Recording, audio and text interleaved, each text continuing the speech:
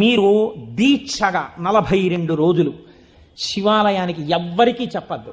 ప్రదోష వేళలో వెళ్ళి శివ ప్రదక్షిణం చేసి మీరు ఏమీ చెప్పకండి. మీరు చెప్పగలిగినంతసేపు శివాలయం అరుగు మీద కూర్చుని శివ శివ శివ శివ శివ శివ ఇదొకటే.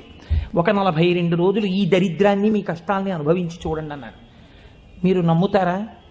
ఆ వ్యక్తి నా దగ్గరికి వచ్చి నా జీవితంలో ఆశించని రీతిలో నా జీవితానికి ఒక కొత్త మలుపు తిరిగిందండి, నేను వరంగల్ వెళ్ళిపోతున్నాను, నేను సెటిల్ అయిపోతున్నానని చెప్పాడు. ఆ వ్యక్తే నాకు ఈ మధ్యనే మళ్ళీ ఫోన్ చేసి, కోటేశ్వరారు ఇప్పుడు నేను ఎంత ఆనందంగా ఉన్నాను అనండి, ఒక్కసారి మీరు ఏమైనా వరంగల్ వస్తారేమిటండి ఉపన్యాసాలకి, మీ దర్శనానికి వద్దాం అనుకుంటున్నాను, నేను కూడా కాకినాడ అన్నాడు.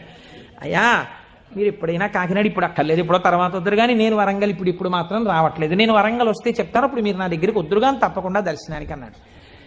కళ్యాణి అందులో అంటారే, ఏతి జీవంతిమానందో నరం వర్ష శతాదపి అంటుంది సుందరకాండ.